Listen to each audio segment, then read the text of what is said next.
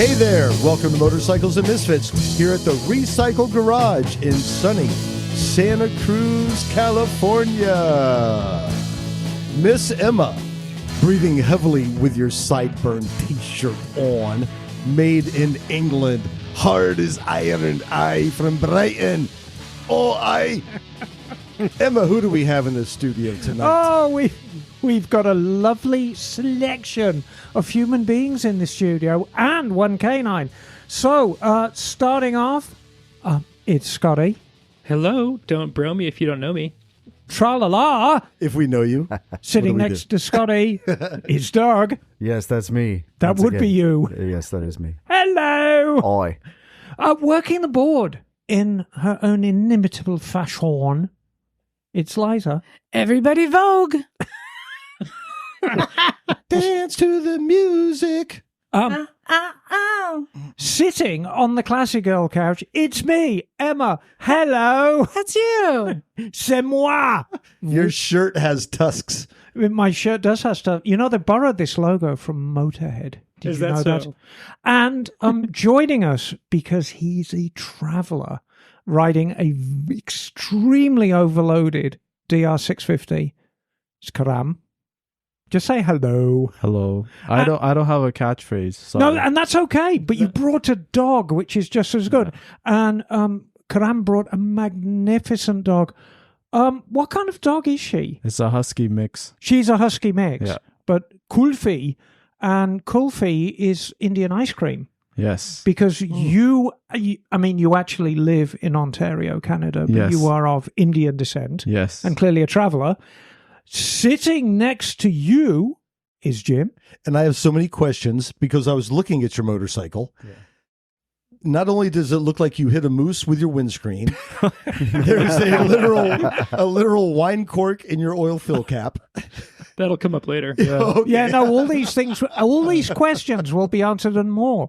And Anyway, bring cool, be kind, bring firewood. And joining us from his Volkswagen Sanctuary in Velveeta, Oregon. Oh, it's lots of cheese in Velveeta. It's Bagel. Yes. Hello, It is Bagel.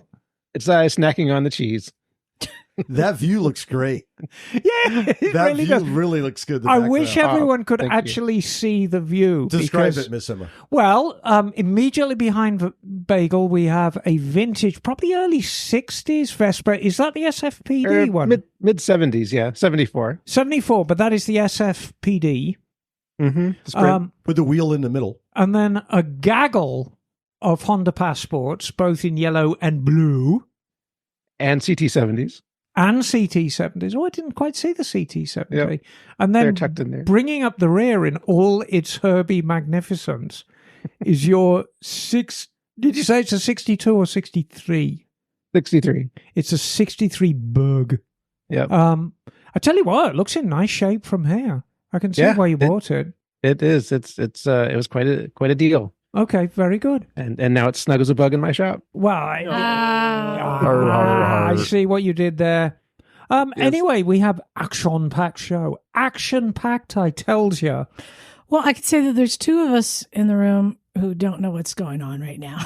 Well, and I'm one of them, and you're the other one. So No, I'll explain. So normally, I spend the day kind of prepping for a show, and we've been talking about what we're going to talk about.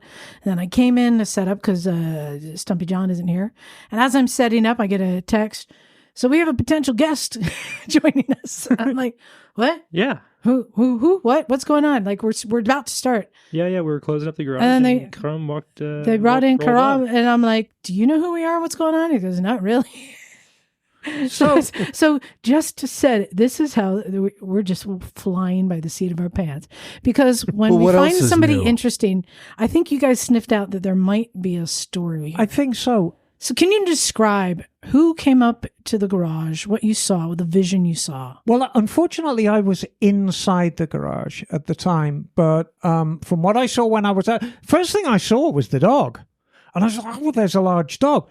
And the dog is actually laden down like the motorcycle. You've got kind of like a saddle affair on the dog. Yeah. And she's got essentials. It's a harness. It helps me pull her up on the motorcycle. Oh, okay. And does she ride in front or behind you? She'll sit in front of me on my lap.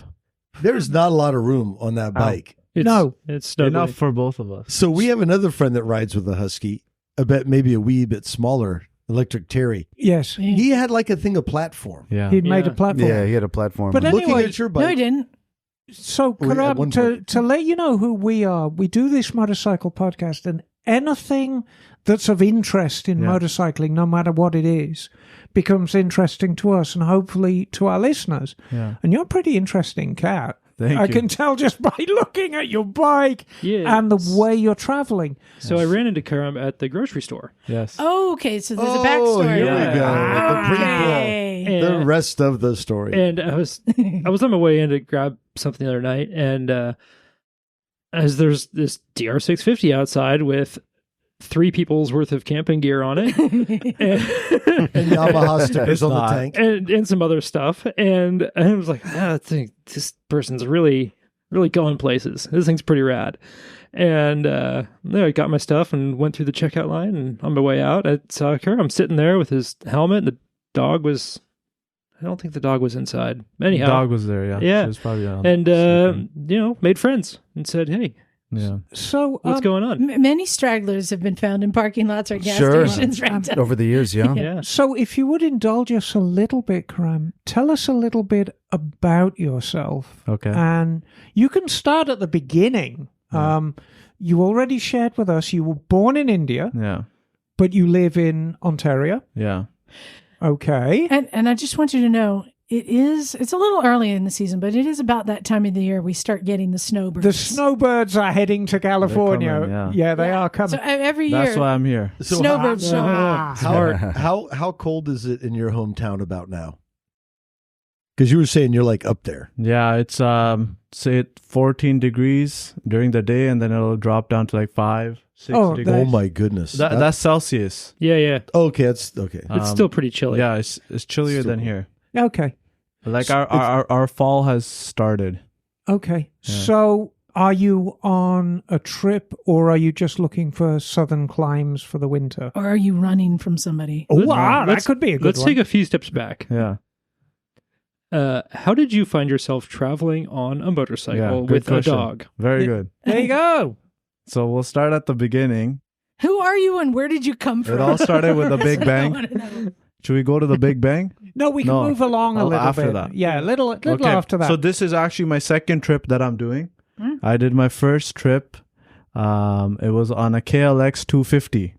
Oh. So packed Wow. up just like that. So no, you- Okay. no dog. So you're used to discomfort. That was my first trip, and this is my second. Okay. I've become used to it, but just something came inside of me. I'm like, I gotta do something. It was like a calling, you would say, to go and explore, and kind of like rough it and put yourself through those challenges, and to learn from that experience, grow, meet people, Right. explore. Right. Most people in Canada that I met, they always traveled to vacation destinations, like say south or maybe in southern states or Mexico or somewhere like that. Nobody really explores Canada that much, but there's a lot to see in Canada. So I'm like, I gotta explore Canada first, right? That's my home country, and then I can venture off into different places, right?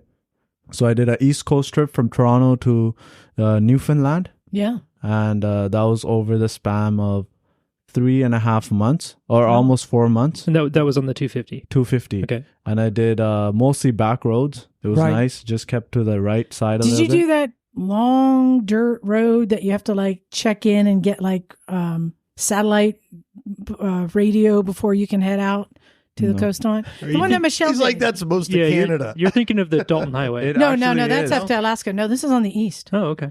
It's where Michelle broke her leg on her trip. Yeah. There is a dirt road, like off road, that connects from the western Canada to eastern Canada. Wow. But I didn't go on it. I don't have too much off-roading experience, and since it was Okay. my first trip, I wanted to stay kind of like near people in the city. So if something happens or anything, like I can get help and all that. So, we're going to go back further still. Yeah. May I ask, how old are you, Karam? I'm 31. 31. And Yeah. when did you start riding motorcycles? legally or illegally. Well, either or, Illegally. you know. Yeah, like I visit India, so there you can just hop on a bike Right, and you can exactly. ride. Yeah. I kind of got taught kind of fundamentals, basics from my uncle. Yes. So I started riding. I fell off a lot, and then I got my license properly in Canada. Right. Learned, and how long ago was that? that was 6 years ago. Oh, okay. Yeah. So you've got a good bit of experience in you. But I played sports growing up, so I realize that skills are transitional. Do you play They cricket? can not cricket, but hockey, baseball, soccer. Oh, right. So learning a new skill comes easy. Right. So I did I forgot that. Canada. I did a little bit. I they love have, cricket. They have cricket there. Do they? I don't, Yeah, We finally got cricket here. yeah, but it's not that big. They have cricket and field hockey. Do you know field hockey? I do. It's more of a New England sport. Yeah. Well, it's big in the Asian countries too. Are there a lot of Indian hockey players? Field hockey, yes. Oh, interesting. Can I remind you both? This is in fact a motorcycle podcast. Squirrel. Thank you. So when did you make your so you got a motorcycle license having had experience Yeah. in India? And what were you riding around on India? I think it was a Pulsar 125 so a 250. small capacity bike. Yeah, like a local company. Right. Yeah. And of course Royal Enfield's the aspirational Yeah. bike out there. Yeah. Everybody wants the But their 125 cc's is perfect for Right. that kind of riding. sure. And people travel all across the country in a 125 cc, so it's not. Sure. And we tend to get bogged down a little bit. And it's not just an American thing, it's a German thing, it's an English thing, that in order to do long distance traveling, Yeah. you need a big bike. Yeah. And that really isn't true, because when I think about my own youth, Yeah. I'd ride all over England on a little 250 and think nothing of it. Yeah. And so, I mean, the 250's small, Yeah. but there you were. Now, did you have Kulfi? No, that trip I did not have Kulfi. Okay. It was just me. I didn't even have a dog. Like we weren't together at that time. So I have a further question for you, Yeah. and it's a question we ask a lot of people who do these long distance travels. How on earth did you finance it? I mean, did you have money saved up for it, and you worked hard, saved your money, and said, "Look, I'm going to budget for being away from work for this amount of time, and I'm going to allow myself to spend this much a day"? Yeah, correct. Because since it was my first trip, I did not know like if I want to do this further along or whatever. It was just I want to do this trip. So I saved up for it. I kind of planned out I would need this much money for gas, for my equipment. I had no camping experience, nothing, no long distance riding or anything like that. So I had to research everything, order all the parts, like get all the gear, get everything set up. And then, you just work extra to save up. So you can and kind of be be frugal along the way. Mm-hmm. So try to do things that are free and don't get involved in tourist activities too much. And it's more so traveling, your gas, your fuel, Right. like your food, right? And that kind of I stuff. mean, did your calculations work out for you? The reason I ask, I always like to think that a lot of our listeners are inspired to do this themselves. Yeah. And so if we can give them kind of a little nubbin of an idea to start with. So all these calculations you made, Yeah. did it work out? Yeah, it worked out. But it was a rough idea I made. I didn't go Right. very concrete or anything like that. It was very rough. I thought I would be camping throughout the whole experience, right? Like the whole trip. But it was the opposite. I met people that let me stay at their house and hospitality. They would give me food. I could sleep there for a night, too, whatever. Right. Some places I was there for a week and they loved my company and I loved it and it was a good experience. And I think that's true of any time you're traveling, whether on a motorcycle or not. If you're a little bit gregarious and you've got a little bit about you and you're willing to meet people, Yeah. it really does It's an work out attitude. very Are well. you- Yeah, it's an attitude. Are you a motorcycle vagabond? Motorcycle what? Vagabond? I don't know what that is. Gypsy, Gypsy? What is Z's? traveler. Nomad? No, what is Nomad. Well, kind of No like bad. No. Yes, What is yeah. Z's website where you can go and find? bunker biker. Oh, bunker. biker, yeah. Yeah. Yeah, No, I'm not on that, but I heard about it. yeah, Bunker Biker. Yeah. And it's the same thing. People who have a garage or a couch or a trailer Yeah, or yeah. whatever. they will post on there and you can reach out and stay with them. And they're across the country. Yeah, honestly, I met so many amazing people throughout both the trips Right. that I didn't have the need for that. I tried it in when I came to USA, but it didn't work out. They had somebody coming or they had construction. I tried it 2 times, but that was about it. So let's go back to that first trip Yeah. to Canada. I'm sure it was an amazing experience. For sure, Because yes. here you are doing it again. Yeah. What was your best experience on that trip? Oh, that would be difficult to pinpoint one best. Because I'm sure they're all great. Yeah. But is there one that really stands out where you went round a corner and thought, or again, we ask this question a lot. How long did it take you to get to that stage where you're riding along and you're like, I'm doing this. I'm actually doing this right now. Yeah. Did you figure that on the first day, the first week? No. There's Took a while. Yeah, when you're starting off, there's fear, there's Yes. that uncertainty, but Yes. you're still pushing towards it. So you're kind of like in that, I guess I would say superficial thinking. You're not in that zone, right? Well, it's almost the adrenaline is driving you on. Yeah. And then it was till, I guess, 4,000 miles or 3,000 miles in. That's quite a time. Yeah. That's when I'm like, okay, I got the hang of it. And Right. yeah, maybe my calculation is off. I'm used to kilometers. About Right. the same. But close that enough. trip was, in total, that trip was 11,000 kilometers. Wow. I don't know how many miles that reflects. So- 8,000? That's a lot. Yeah, that's it. That's was about like 75. 7,000 Yeah. miles. Yeah, so, yeah. So, Yeah. okay, we'll cut it. Maybe 2,000 miles in. It's still Yeah, right. a That's few a days. lot. Yeah, for Yeah. sure, yeah. I would say weeks even. Yeah. Yeah. And I took my time. If I liked a place, I would stay there for a little bit, right? So there's no rush for me. Right. And kind of was like a spiritual journey too. You build a trust with your intuition. You start figuring out, okay, I can do this. I can go this way. How to trust people, getting like that street smart, right? And that was going to be my next question because you're traveling along. Wait, let me answer the best part though. Oh, yes. I'd Yeah. love to hear it. I had my bike went in the water. What? Yeah. All right. I don't know if that's the Where best were part. you? Wait, Where what were was you the when this water? happened? Wait, what body of water? The ocean. Oh no! What? Oh no! Like the the- ocean that has the biggest tide in the world. Okay. Oh. Oh, I know. Yeah, I know where Where? that is. So it's on the biggest tide in the world it's northern Vancouver, like getting towards Alaska, and they have these incredibly high and low tides. Was it on the west coast or No, the east coast? East Coast. It's the east coast, I think it would be north of Maine, right? Okay. St. John, Oh. New Brunswick. Those goofy noofies Yes. No, it's and not. their tides. No, that's Saint. But Close. north of that, No, it's close. There's St. John in New Brunswick, and then there's St. John's in Newfoundland. Oh, it's different. It's You're different. in New Brunswick. They're New still Brunswick, goofy. They're weird. It's called the Bay of Fundy. Oh, okay. I've heard of Maybe, this. yeah. So wait, how did your bike end up in the ocean? So what did you do? I was going on for a ride, right? Like I'm like, okay, I met somebody the night before. Right. They offered me to sleep at their place. Okay. So all my luggage was off, right? So I'm like, okay, I'm going to go strolling the city and everything. Somebody told me there's an off-road trail here and it connects to kind of like you have Pleasure Point here. yeah. Something like that, right? So I'm like, okay, let's take it. But the water was there. But the tide was out.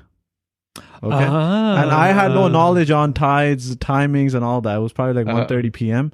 So I was riding. I'm like, okay. I was dipping in the water a little bit, then came out. I record my adventures, so I'm like, okay, this is good footage, right? And then I go further. I'm like, okay, just a few more minutes, and then I'll head back.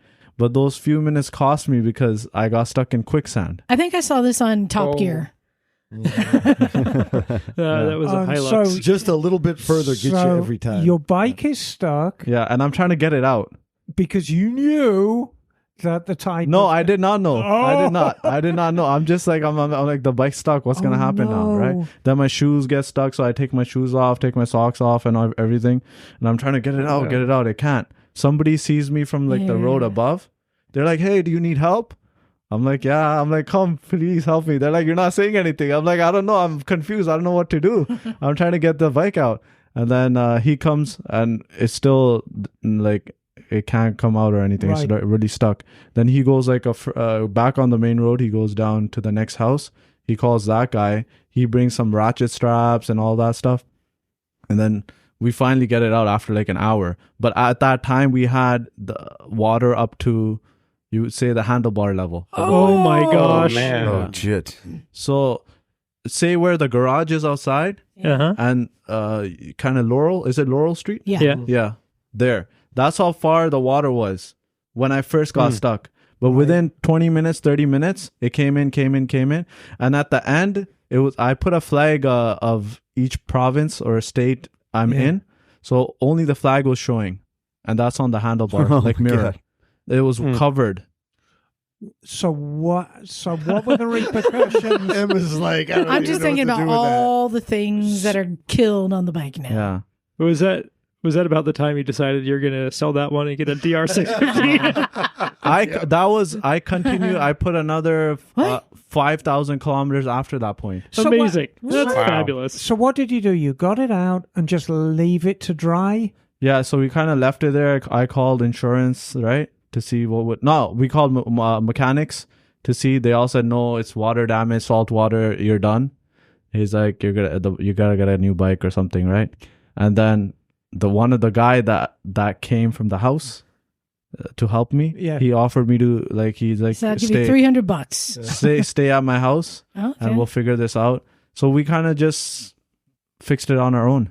And what was the process of fixing it? Tearing it all apart, getting all the water out, carburetor, the sponge, what's it Yes, called? Filter. air filter. Yeah, everything. It was him. He knew more about mechanics. Crankcase. So I was kind of like helping him Great. and whatever Perfect. I knew I could do. But And you- and then- Emma, what's that going to do on the electrical system after Well, some time? You know, after enough time, you see, the trouble is salt water is a great conductor of Yeah. electricity. So if you've got, it's only 12 volts, so it's still got a jump to make. But nevertheless, you know, just from a sheer corrosion standpoint, yeah, Did you have to replace the battery? no. But I got it Wow. inspected. So after we did the work, Yeah. the same mechanics that said, no, you can't fix it. We went back to him. We're like, okay, we did our part. Can you check everything, make sure it's working, like anything else that's needed or anything like that? So he charged like, I think $90 or whatever. So he did his inspection. and it came out okay. Yeah, it was fine. So you don't do that I anymore, do Just you? rinse it off. No. I Just stay rinse it away off. from ocean, water, or anything. Well, I would say that is quite smart. And that was the best part of your trip. No, I wouldn't say. I would say the best would be the hospitality that I received Right. from Yeah. the person. But that part really it sticks out to me, right? It was my mistake, but then the person allowing me to stay at their house, helping me fix the bike, right? And it's always when you talk to people about the best part of their trip, it's always about the people they encounter. For sure, yeah. And But, and the memories you make with them. Right, exactly. Yeah. But I did want to talk. I mean, you're a person of color. Yeah, You're traveling a long way from home. yeah, You're off the tourist trail. yeah, So you're dealing with little towns. yeah. I mean, Did it ever get sketchy? yeah, I was going to ask you, do you Define ever... sketchy. What do you mean by that? Well, where you're kind of getting... You can go in as far as saying people are giving you the side eye, like, who is this guy on this overloaded bike? He doesn't look like us, doesn't talk Yeah. like us. I'm not sure whether he belongs here, right up to being What you're trying to ask overtly is threatened. hostile. Yeah, Yeah, no, that's I what you're trying understand. to ask. So there are a lot of Indian international students all across Canada. Right. So I guess the people that have been living there before, they're used to seeing colored people. Yes. So it wasn't that, but then I met people. They're curious, like, where are you coming from, where are you going, because they seen the bike and packed up and stuff, right? And of course, with the Ontario license plate, so Yeah. immediately they know you're a long way from Yeah. home. So on the eastern coast, I don't think there was any racism or any sketchy stuff like that Right. that I faced or I felt. Definitely in the second trip, there was a lot more stories of that. But first trip, it was very easy going like that. And I met some of the most amazing people. They say East Coast has the best hospitality, and it does. Each place in the East Coast, the provinces, is full of nice people. Wonderful. Awesome. And how long Awesome ago to was hear. that trip? That was two years ago. Okay. So then you go back I to go back. reality, Yeah. To work. back to Yeah, work. It took time to adjust. That is hard, isn't it? But I think it was good. It was my first, as I said, first long trip or first Right. trip on a motorcycle. So it was good to have that break and that rest.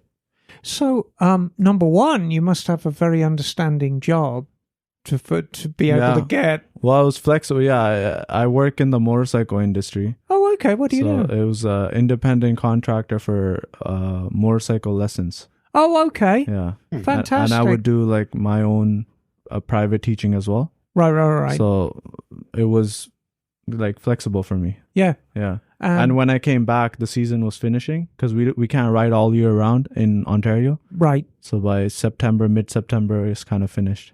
Okay. So now Canada, does it have a system where you have to have compulsory training in order to get your license, like in California? You need training to get your to teach motorcycle riding? To actually ride a motorcycle. No, there is a learning process. Yeah. It's first you have to do a written test. It's called a M1. Right. And then you have to. They suggest you take a course with a company, which is where you come in. And then you spend 2 days, 3 days, so weekend plus a night, and you go through all the insurance topics, risks of riding, precautions, or what can you do with each license, all the information, all the theory, and then 2 days are all actually on the lot practicing and doing first gear, second gear, third gear. It's nice to hear when somebody does it quite logically. Yeah. And this would be good for you as well, Liza. Yeah. But you give one-on-one lessons as well to people who just need a little bit of a helping hand. Yeah.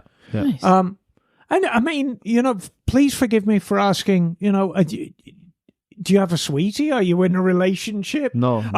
You see, so that's why you could just piff off for months at a time.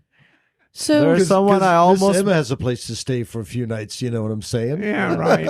I almost met somebody in one of the places, and it was kind of. I'm like, no, I can't stay here because it's gonna mess up the whole trip. So it sounds like priorities. It sounds like you got your priorities right. Yeah. So, but I meet people along the way whenever I'm going. I'll meet people. So, you get back from your trip. You've still got the KLX. Yeah. And we already thinking about the next trip.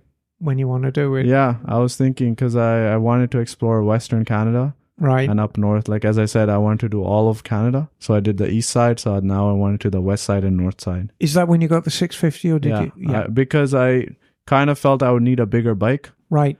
And it was a good idea because the highway that goes on Western Canada, the KLX would have been difficult to manage on that. And you've bought one of the highest regarded machines for the long distance traveler. Was it that did you do what? According to who? Have a look at you. Again? No, according to you. No, have a look at how many people are actually doing well traveling on DR650s. Oh, DR650 is a bomb, just like the XR XL 650. I think it's up there with awesome. with right? KLR. It's brilliant. And It's a GS. great So, bike. what research did you do to end up with that bike? On Google, I just searched what's best adventure bikes, right? Right. Or dual sports. I kind of like that dual sport from the KLX. Right. So 2 options came, either the KLR 650 or DR 650. Right. And then I went with the DR because it's a little bit lighter. Yep. And It's a simpler bike. It's not water cooled, which is great. Yeah. So you can't punch a hole in the radiator. And KLR just felt bulky to me. Right. Big, like a bulkier bike. I rode both of them, so I like the DR 650. So now you've got the DR650 and you're going to do the west coast of Canada. Yeah. What were your experiences on that trip and how long did you take? West Coast was definitely a harder experience. It took more out of me, and distance, there's more to cover. Right. East Coast was kind of, compared to West Coast, it would be a breeze. Right. Because the days are shorter, the distances are shorter, or something else? The distance, because in East Coast, you can be, say, like 2 hours or 3 hours of riding, and you can be in a new city, new place. But in West Coast, there's a lot of empty land. So sometimes you're riding days, you're not in the city, you're just like in isolated areas. And it's worse even further north when you go into northern British Columbia or Yukon or Northwest Territories, up near the Arctic Ocean. Right. And what's the state? I mean, I should imagine that if you're going east to west, the roads are pretty good. Yeah. But I know when you're starting to get really up north, the roads kind of deteriorate a little bit. Yeah. Don't they?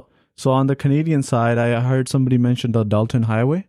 That's in Alaska, right? Yeah, that's Yeah. So we have opposite of that to our northern point. It's called I forget the name. What's it called? It's in Yukon, Dunster? Dempster Highway. Yeah. Yeah, Dempster Highway.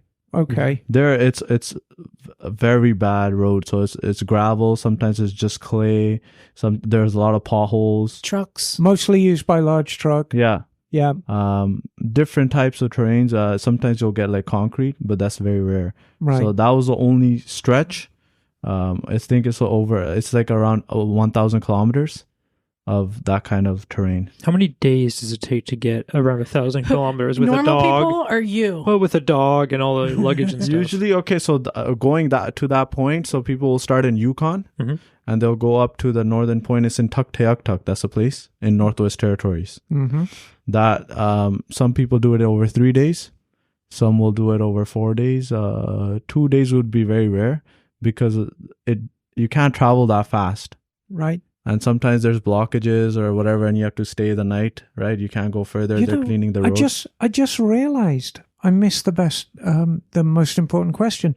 Did you have kulfi yet for that trip? Yeah, for the So, second trip, Kulfi For the was with me. second trip, now you've got kulfi. Yeah. So wait, and I missed. Is Kofi riding on the tank or behind you? Yeah, tank in front of me on my Tank. lap. Yeah. And did you get kulfi from a puppy? And or was she an adult dog? She was a rescue dog, a rescue puppy. Oh, okay. Yeah. I got her from a northern place, Thunder Bay on Ontario. Fantastic. Wow. So she has She's spent. dreaming of riding right now. She's having a little Yeah, puppy no, dream. she's dreaming of chasing rabbits. Yeah. So I mean, really, her life with you has been on a motorcycle. Yeah, most of her life, yeah. Very good. Yeah. And so, what kind of reaction did you get from strangers? So now Yeah. we've added something new in the mix. Now we've got a person of color Yeah. on an overloaded dirt bike, Yeah. a long way from home, with a dog. Yeah. So the dog actually helped me. I would get more interactions and more people Right. coming up versus the first time. Yes. Dog wasn't an issue, but there was more racism in the western side, I felt. And more, I was put in the category of homeless, so I would be denied services. What? So if I want to go to the bathroom, You long-haired hippie. yeah. If I want to go to the bathroom or something like that, they would say no, or they would lock the bathroom when I want to go. I'm like, relax, it's just my clothing. I've been riding all day. I'm not, like I just want to go use the Right, right. bathroom. But it got into that mindset Yeah. that you're a traveler. Technically, you are a hobo. Well, I mean, Right? a moto hobo. No, Yeah. he's a traveler. Traveler. Bring back. I think we need to reclaim the moto hobo. No, I like no, that. I reject your hobo term. Hobos are a wonderful breed. Emma will The put road peanut is his butter on their home. toe and lick it sometimes, but they ride trains. No, I think he's a noble traveler, and I Yeah. think we should honor those that travel. And fortune favors the bold, and I applaud you for taking the Well, lead. I think truthfully, a lot of people are quite jealous of anyone who's brave enough to travel, particularly by themselves Yeah. or with a beloved animal. And I mean, if you're stuck in some shitty little town in the middle of nowhere and somebody comes through who's obviously traveling and obviously having a better time of life than you might get a bad reaction from it. You'd be Yeah. I surprised. don't know. I still think it's hilarious that we pretend a 30-pound dog is like no big deal to ride around Oh, it's a on. huge deal. And, like, compared to the rest of his luggage, you're doing thousands of miles with a 30-pound dog on your lap. Yeah. I don't know how you But no, emphasize that. I've got to be honest with you, Karam. I see more of an advantage with you traveling with Kulfi than without, Okay. because I'm sure she's very, very warm at night, Yeah. and she's No, it helped. and she's in the very, northern very areas. good company. Yeah. And she's your friend, and she's your guardian, Yeah. and she breaks down barriers amongst strangers, Yeah. and yeah. Yeah, it took a little bit adjusting because the first trip I didn't have her. So I felt I didn't have the same freedom I had on the first trip. There's a lot more. Oh, hold on. But having a dog that's you have less freedom because now It restricts you, yeah. Yeah, you have Yeah. more responsibility. Yeah. Not to mention, a lot of extra weight. Yeah, and you can't On the just bike. park your bike and go in the store or anything. Right. You have to make sure she's tied up or she's okay. Yeah. If she's yelling or screaming, Huskies, they're Oh very yeah, they're talkative. quite. Yeah. Yeah. So there was a lot of issues in the beginning trying to get used to it, but that's part of the process, right? Right. So now I'm curious. How'd you get here? Yeah, you went Just- through Western Canada. Yeah. And then you ran out of Canada. Yeah. There wasn't any left. No, so I Yeah. had a little bit of idea that I wanted to stay in Vancouver. So are you still on your second trip, or is this a third or trip? Kind of second. It's Just- coming to an end, kind of. Okay, so you Yeah, you went finishing up, chapters finishing. you went up Okay. north. You just decided to turn around and go the other way. No, I went up north, Yeah. and I actually didn't even know that Arctic Ocean or that most northern point in Canada existed. It just people told me, they're like, you're going to Yukon, might as well go further up. You have to go there. But then a lot of people advise don't go there because you can run into a lot of trouble, right? Yeah, the ice wall. Ice wall and like what ice wall? Nothing. It's a Ice flat wall Earth and It's a flat Earth. Ice holes. Okay, ice. Ice holes? Yes. No. Yeah. Um, Okay, but still, so how did you get here? Where is your destination right now? Are you heading down to Mexico? This room Well, let's- in Santa Cruz. Before we get too far into the future, you've been here in Santa Cruz for a little bit, right? Yeah, I've been here. Oh, okay. Because something happened with the motorcycle. Yeah. Oh, Okay, shit. we Wait, might what? we might be Well, bringing a it's- hobo it- back into it now. It's a mix. It's back on the table. Oh boy. It's a mix. All right. Naturally, like as the weather's nice now, I'm taking like a break, and so I stopped in Sacramento for a little bit and San Jose. So I'm making slowly. Made my way down, but I've had my engine oil Oh. cap. Yes. It came off. Okay. So Mhm. Hence That's- the cork. hence In the engine cord. case? Yeah. First, I put a tin foil. I kind of glued it on top. That was my temporary fix. Yeah. I didn't Is know. that the same oil filler cap as the 350? Yes. I think I have one. Should I go get it? Yeah, you should go get All right, it I'll be for back. it. Well, you don't want to wait till Yeah, after? afterwards. Get out of here, Jim. No, he wants he wants to get it now. You I gotta can get go it off pee the- too. the so it's a- DDR. it's a twofer. Jim, go get it now. I'll be back. Okay. Now, so when you lost your oil filler cap, Yeah. did you lose a lot of oil as well? Yeah, but I didn't realize till I probably rode from Water River, Yes. right, to say Capitola. Oh, here in town, yeah. Yeah, Okay. and then Oh, when I man. got to my destination, my boot, my pants, my luggage, all oil on it. You didn't Right. just notice your Oh, right foot geez. getting really warm. No, I noticed, but I'm like, okay, maybe something. Yeah. I should have checked, Well, right? I kind of like ignored it. The And- important thing, your bike isn't making any weird clunky noises now, no, is it's it? good. Yeah, Okay. No, when it's when good. was that? Probably like 2 week and a half. We're gonna, Okay. okay. So you've been in town for a little bit. Okay, then. so I still have. How did you get here to Santa Cruz? Was this a destination? No, You're just but traveling. there is no destination. You're just traveling, where the I'm wind traveling, takes you. Yeah, So- I thought I would stay in Vancouver, but I changed my mind. I'm like, okay, let's go further. Okay, south. so how far down are you going?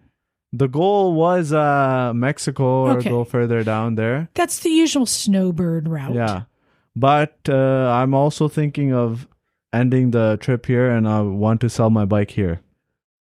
Oh, So Interesting. And then what? I know somebody who can sell it for you. yeah, And then what? then maybe stay here or explore a little bit in Yeah. the south, but take a little bit of a break. Yeah, Santa Cruz is a pretty good place Yeah. to end up. It's just really expensive. Yeah. Yeah, I mean, yeah, People the make it. cost of living Oh, here yeah, is a it's- bit scary. It's a Yeah. challenge for sure. It's the same in Toronto. Like Mhm. it's the same, but it is a challenge. Yes. So when you guys said you had a traveler, I'm like, you know what? I remember sitting before I came in. A moto hobo. Yeah. Before I came in, when I was sitting out there, you know, when bikes go by, you just Yeah. kind of notice them. And I remember seeing this extremely loaded up, like dirt bike go by, which caught my eye because because Micah was here not too long ago Yes. on her extremely loaded up bike because she went to Babes Right Out. I'm like, I wonder if, some idiot, going by. And it's like, yeah, you've got that thing loaded. We've been giving you a lot of grief about the volume of luggage that you have with you. But you've been doing this for a while. Yeah, you've been doing it, so you know what's on You've there. figured it out. Yeah. You've got your system dialed. You got Yeah, it I know sorted. where to tie, how to tie it. In the beginning, when I first started, I would literally spend all day just tying my luggage and taking it off because you forget something, then you got to untie everything and then tie it back up. And then as you do it more and more, you learn, you develop a system to So it. is what you have on there now more or less than what you started with? It's the same stuff. Same yeah. stuff. Yeah. Okay. Same as my first trip too. Now, How has traveling with a dog inflated or changed your packing situation? A little bit, yeah. Like I gotta keep dog food in my bag, like my main bag that I have over my shoulder. So I was that going to kind of ask, stuff. what does she eat? Because huskies generally have pretty voracious appetites. Yeah, How many pounds of food does she eat a day? I don't know pounds like that, but A lot of she'll food. eat 2 times a day, Okay. and a mix of kibble or wet food, and sometimes human food, whatever she can have. And how much do you keep in reserve for her? I mean, do you have a week's worth of food for her? Yeah, about 5, 6 days, 7 days. Okay. Yeah. Okay. Well, how much ever that bag, like a 3-point bag, a 3.5 pound bag. Yeah, that's half the load on this I bike. keep that with me. Yeah. I have to because Were any of you here? This was years ago when Carmel Rubin showed up on her KLX 250 fully Yes. loaded, and it was so heavy it had bottomed out the suspension, so the kickstand was too tall. So she had this whole broomstick option. I think I remember She'd get that. off the bike and Right, stick yeah. this broomstick in there to support it. Yeah. Well, that thing. I'm not that far in, but I do have to lean the bike So on you a get it. slant. Yeah. You I get was it. telling, Yeah. You get it. So, where are you staying when you're here in Santa Cruz? just around, camping around. Wherever you want. Yeah, I tried some of the state parks. Yeah. Yeah, it's okay there. Yeah. Nice. Well, And then hopefully, sometimes I do hotels and motels. yeah. But Have you been to Hollister Hills yet? no. Oh. Great Keep going, camping. Doug. Tell them about Yeah, it's a Hollister. great camp. Hollister Hills is one of our local OHVs, so off-highway vehicle recreational park. Yeah. It's about an hour 45 and a minutes, quarter. Yeah, about an hour south of here. South, okay. Southeast. Yeah. In Hollister, California, and they on the upper park there's 4x4 off-roading, and the lower park there's ATVs and dirt bike riding, Okay. and it's all off-highway. It's all So, yeah, it's But even if you didn't want to do a bunch of off-highway Right. dirt bike riding, it's a great camping spot. camping is amazing. There's showers and there's barbecues. it's a and stuff, state so. park, and it costs how much a night? $10 bucks. $10 bucks a night. Yeah, that's good. And Yeah. it's got nice accommodations, Yeah. and it's not, I mean, there's no one there on weekdays. Yeah. Hot showers. And you can go dirt biking in the park if you want, yeah. and it's nice accommodations. But Okay. So I'll check it out. think about it, and if you want to swing by my shop next week, Okay. I'll do an oil change on your bike for you because I Alright. guarantee it needs it. I appreciate I it. guarantee it needs it. So hopefully Jim's going to find a cap for you. Yeah. Where So- did you get that cork that's in there? Well, I was at the Safeway in Aptos, Uh-huh. and I just went in to ask them if they have something like that to cover. And the one guy overheard me. He was a worker, but he wasn't working that day. He was just shopping. He's like, I think like a cork can fix it. Yep. So he helped me look around, and there was a hardware store, RTI or something. I don't know, some Ace Hardware or something like that. Yeah. So we got it from there, and we tried it. It was kind of, actually, we didn't put it on. And then there's a repair shop in Aptos. Somebody told me about it. It's right off the road. The guy repairs. It's like a kind of like your garage kind of thing. Yeah. But it's like a hut type. Yeah. And then he had the size that would fit it. So Perfect. we kind of traded. Perfect. Yeah. Cool. And it worked. nice. Well, I'm glad you came by and shared your story. Yes. Now, mystery solved. Who is this man? That is Where did you come? Karam and Kulfi. Yeah. Well, I The want to. traveler, not the hobo. No, We'll get that straight for you. Moto hobo. Moto hobo. We need to reclaim that for like people. Who live No, on I the think so. road. When was it ever claimed? Hobos? Moto hobo. Train. I think the railroad hobos. Yeah. But there's another adventure I want to hear about, because there's two sides to every story. The left side and the right side. So I just wanted to share, and Scotty knows this. I've said it in front of her many times. Scotty has, amongst our group, gained a reputation for taking people on rides and getting them a little out of their comfort zone and pushing their boundaries a little bit. Respectfully so, Scotty. You'll take anyone of any level and you will get them out of it. We've always had a good time. But but you definitely get people in a situation sometimes. You're hardcore, dude. You're hardcore. So when Douglas said that he was going on an adventure with you, I'm like, oh, this will be good. So tell us what you guys had planned. Do you want to take it, Douglas? We had planned to do the BDR, the NoCal BDR, which is the backcountry discovery road. Just got opened earlier this year, really. Yeah, it's a pre-mapped out, mostly dirt. We were gonna start right near Bear Valley and end up in Oregon on the fourth day. Yeah. So stepping back a little bit, they just opened it this year. They published the route, and I had done a couple of the BDRs previously at the Southern California. Karam, do you know about BDRs? No. No. Back road discovery route. Backcountry discovery routes. Yeah. So it's this network of sort of just published routes. Okay. That anybody can go, and they sell maps and dirt different things. roads. Primarily, it's dirt fire roads. So there's some other stuff mixed in too, but mostly it's fire roads. Okay. And I'd done a couple of them. I'd done Southern California, which, as I understand it, is one of the more challenging ones. And then Nevada, which was a great time, and there was some challenge there too. But I did both of those alone. Yeah. And oftentimes they'll even map out like hard and easy splits and stuff. Yeah. But I did both of them alone, and it's more fun to do stuff with friends. Yeah. And they had just published this Northern California one. And on the video, they did it, and they kind of published it with e-motorcycles. So there were some zero DSs.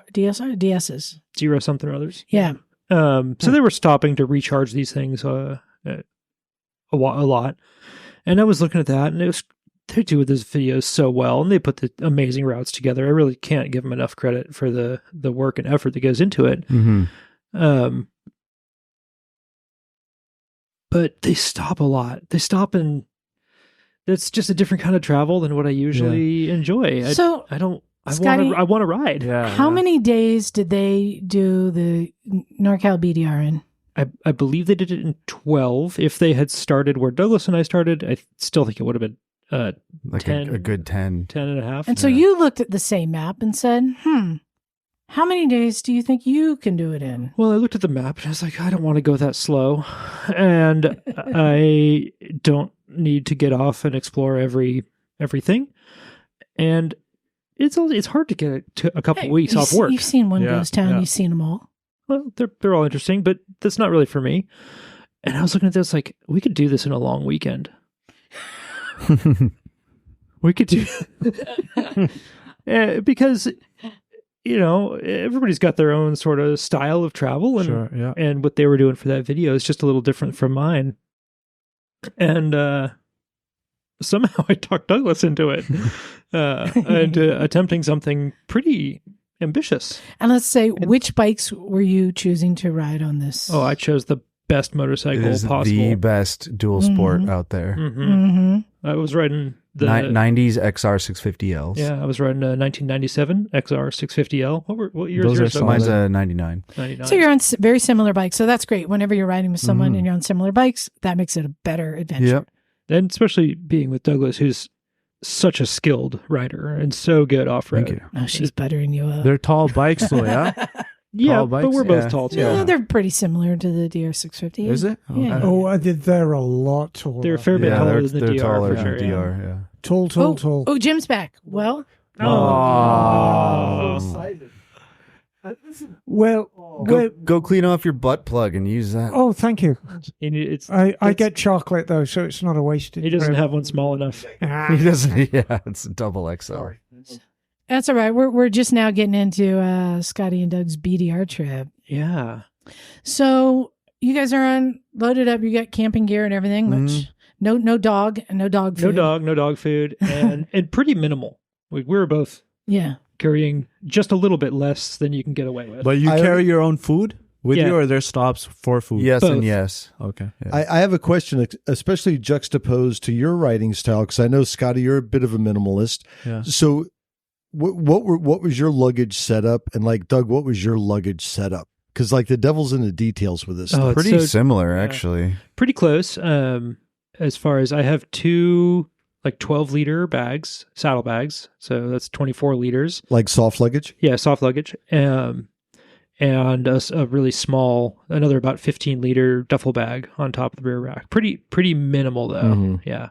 And Douglas, yours Yeah, was we both- about the same. yeah. A little bit more. Two saddlebags and a duffel bag strapped to the rack, and we each had backpacks for water. Okay. They packed about what I pack when we go up to Phil's seafood house. in Happen Bay.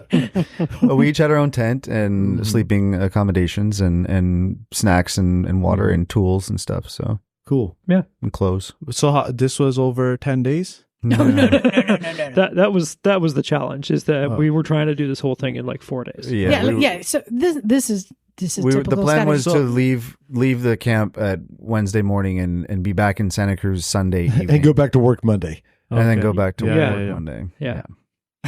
Because it's hard to get multiple weeks in a row off work multiple times a year. Well, what's cool about here is you can take these little trips, extend a weekend and do a few, Yeah. So let me ask you this: breaking it down, approximately how many hours of riding per day, predominantly on like back roads, dirt roads, would you have to do to get this done in 4 days? Well, I think this is about as late in the year as we can do it, because we Yeah. only get about 12 hours of daylight. But yeah, it's 12 hours, maybe 14 hours of riding You're riding, yeah. each day. What elevation were you at? Oh, We all started of at them. about 6,000. All of them? Is that what you Yeah. said? 500. Yeah, we hit all the elevations. Yeah. 12 hours on dirt is not fun. Well, yeah, it is. Up to Beg to 8,600. differ. I think we did over 9,000. Yeah, we got over 9,000 a couple times. over 9,000. Yeah. That's, So cool. did you? So the first day, how many hours did you ride? The first day really started off with such a bang. I don't know what happened, but we The threw first ourselves. day was the hardest part. It was the first 3 miles of the damn ride. Where'd you start at? Bear Valley. Yeah. Okay, Bear Valley, beautiful. And it has we're us, out of it Bear has Valley. us go up Highway 4 just a couple miles or something, and then Yeah. we're like, take a left and go on this trail. And Yeah. it ended up putting us uphill on this riverbed that was really big, like football-sized rocks that were in this really loose dirt. Yeah. And Loose dirt with loose rocks on a steep riverbed. yeah. Okay. So we were you just guys could have been on a ski slope. For we all were you just know. inching up this thing. We're both falling, and did you fall? I don't know. A if bunch you of fell. times. Yeah, we both fell over. We both a fell bunch of over. I times. couldn't pick my bike up at one point because it was so heavy. and- So is this part of the BDR or Scotty? yeah, this is Scotty's the idea? first No, no, leg. it was- the Was it first really? Yeah. like 20 minutes of the ride, and I'm like, if this is how it's going to be the rest of this, fuck this. I'm turning around. But no, I mean, then it started warming up, and it's getting hot, and I've got layers on, and I was getting pissy and temperamental, and I just had to like stop and recollect. It's super beautiful there. Yeah, and then That we got area, through that, yeah. and then we just charged the rest of the day. It was a lot of Well, fun. we did run into a couple road closures. Yeah, there was road closures that we didn't know about. So we had to Oh. double back and then spend, an hour and a half or something in 30 miles doing something else. What'd you do for your navigation stuff? Douglas, can you tell us about your navigation skills and preferences? I used the Scotty 2024 model of the GPS, the new GPS that's out. So I was Is that where you put a stick in the ground? I was and see which way tailing the Scotty shadow the goes? whole time because I'm suck at nav, and I didn't. Scotty had a GPS, like a Garmin GPS, an actual GPS, and then we each had our own maps as well. Yeah. So. Cool. we Paper bought maps? the Butler maps that are Oh, yeah. provided or published for the BDRs. You can't go wrong with a paper map. It's pretty hard to wreck. Yeah. And I had it's actually a hiking GPS receiver, cool. just All right. zip tied to the handlebars. Yeah. It's the same one. But I've it used for showed like everything. all of the tiny little trails and stuff, though, Yeah, too. It was it's so great. cool. What make and model is your little GPS thing? It is a Garmin eTrex 22. Okay. Cool. Yeah. Because, it matters. So first day. First you day, get I think through it. the map is divided in grids, and so we had 8 grids to go through. Something like that. So we yeah. were planning on 2 a day. The first grid was like 80 miles. The second grid was 110. And then the end of the second grid, first day, we achieved that. And we ended up at Donner Memorial. At Donner Pass, Truckee. Yeah, we camped at Donner Lake that night. Beautiful. And then the second day was like, so that was like 190 miles or something. Something around there. And then about 200 miles. the second day we had planned to do like 260 or something like that. It was going to be a very full day. It was going to be a very, very full day. Which, if you're going to do that, You got to start at the butt crack of dawn. Isn't that like from here to LA County? I don't know. Probably. Like Ventura? As the crow flies. Maybe. Yeah, but mostly on off-road, dirt. so it's a bit challenging. Yeah. So you guys are riding 12 hours, 10, 12 hours of riding? Yeah. Ideally. Yeah. And the Thursday morning, we woke up at Donner Lake and it was still dark out. And your water bottle was frozen. My water bottle was frozen. Oh, I was frozen. Everything was boy. frozen. And it took me about an hour just to pack up my tent and stuff. Is it longer hunting? than that. Is it hunting season up there? Almost. I don't know. Okay. The cold was hunting me, that's for sure. And so I was pretty much done. Like I was frozen. Yeah, like this I couldn't even feel my fingers, and that's why it was taking me so long to pack up. And then I had to get on the bike and ride 5 miles down the road on the highway with my. I couldn't even feel the levers, and so we got into this really Sometimes nice diner. the bikes are a little cold too. Like, Yeah, no, the bikes they both started right off up. no problem. Yeah. Good. Honda. Yeah, bitching. And so we got into this. I was hating life, and we got into this really nice Doug's diner. like reflecting on it now. And it was still like He I was don't know, hating life, and I took him to the best diner in Yeah, Truckee. exactly. It was, I don't know, 7 o'clock or something like that. By Yeah, then, I don't know, 7 yeah. a.m.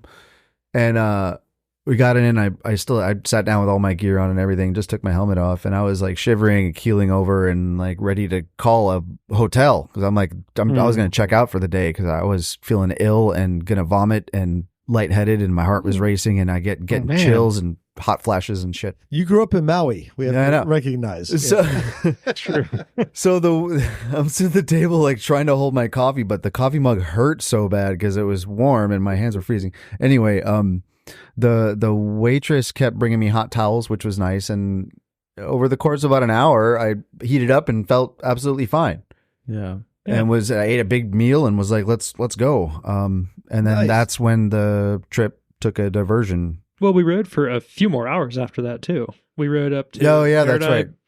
towards Verdi Peak and out Oh, almost yeah, into yeah, yeah. Nevada. Ran into another fire closure. Yeah. So this is Okay, yeah. North So this of, was north like of Tahoe. this then, was right? like over next to that huge meadow with the long straight dirt. Yeah, Right. With yep. that, I got that photo of you with the. Okay. What town? What town are you near? Kind The of. closest town to there would be Sierraville. Oh, okay. Yeah. Cool. Okay. Yeah. Bitchin'. Beautiful. And we kind of just kept riding, following the route. Got gas in Sierraville and boogied on towards Downeyville. Downeyville was Mhm. awesome. Yeah. and dropped into Downeyville. It was an epic descent into Downeyville. It was super fun. And you spent time in Downeyville before, yeah? I've been there a bunch of times for bicycle racing. Yeah. Uh, And so is this like what, like 5,000 or 6,000 feet? Like, is it green? Is it- Downeyville's 3,000 feet. Yeah. Okay, so it's quite in the low. foothills, Yeah. kind So of. yeah, the bikes were operating normal at that point.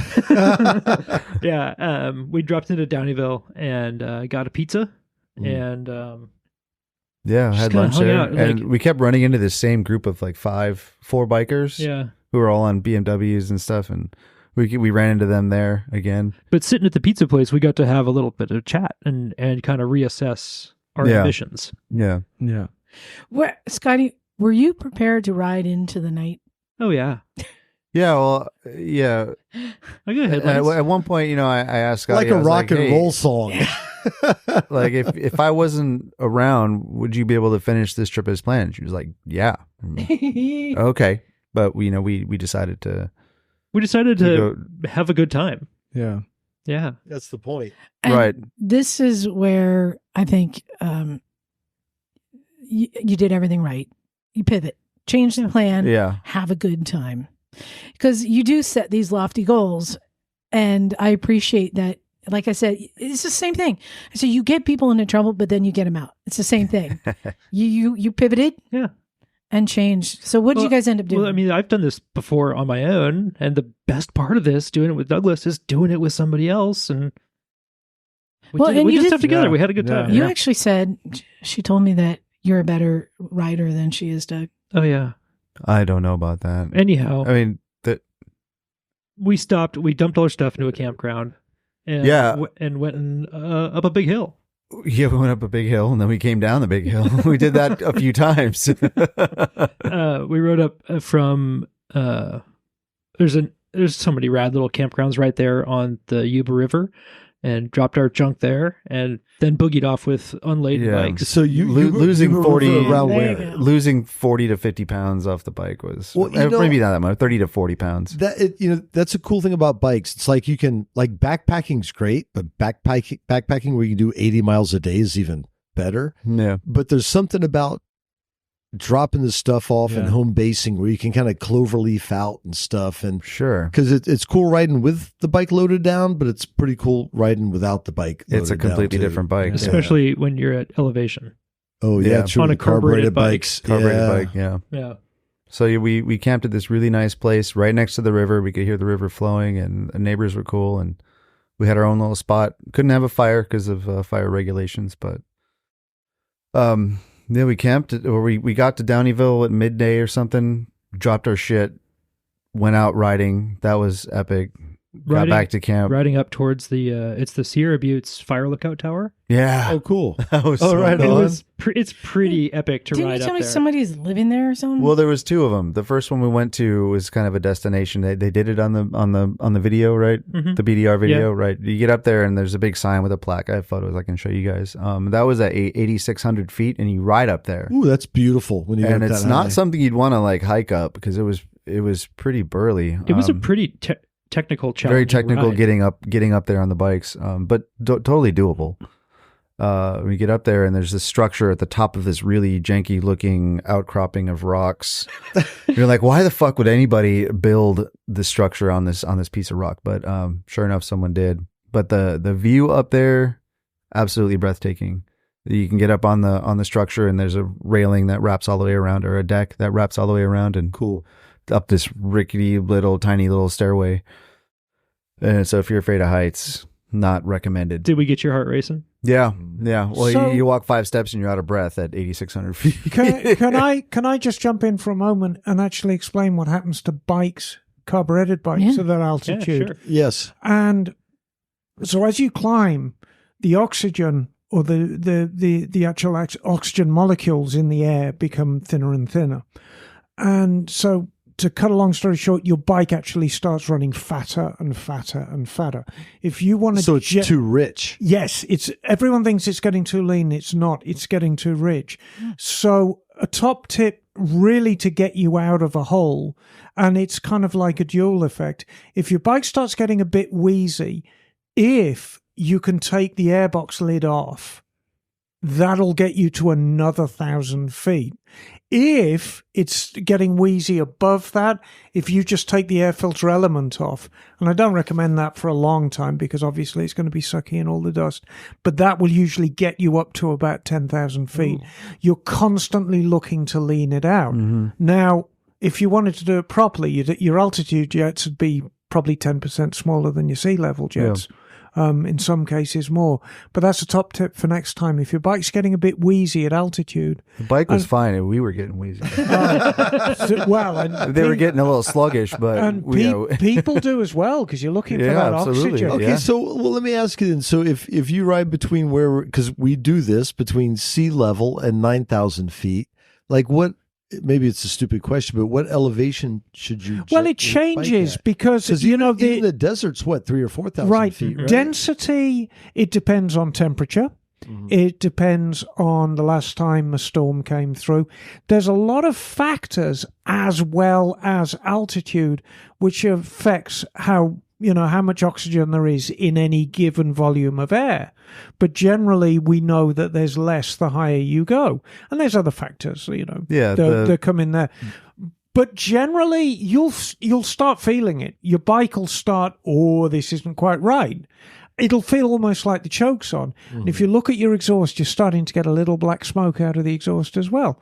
So it's still sucking the same amount of volume in, but because there's less combustible air, it's running fat. So you want to get more air into the engine. Take the airbox lid off. And that's no big deal on an XR650 because it's on the side. Yeah. Little harder on a DR because it's under the seat. But if your airbox lid's on the side, just take the airbox lid off and stick it on the luggage. That'll get you another couple of 1,000 feet. And then if it's thinning out again...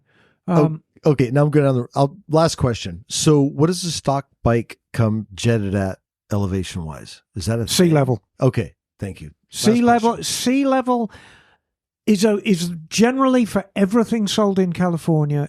They're jetted for sea level, but of course it's going by the wayside now because fuel injected bikes don't suffer from this. True. So all fuel injected bikes, or most fuel injected bikes, have a lambda sensor, and what that does is it measures the temperature of the exhaust, knowing that the leaner a bike gets, the hotter the exhaust temperature gets, and so. It basically it's constantly making the adjustment on that mixture. Another top tip: all a lambda sensor does is lean out the pre-program map. So if your bike is running lean, just pull the oxygen sensor and it'll run fat. You pull it. Anyhow, Top the bikes did make it. Yeah. Not too much of an issue. You guys pivoted. You went and did day rides. Was there any other bike issues? Were well, there the any day rides around there are pretty spectacular.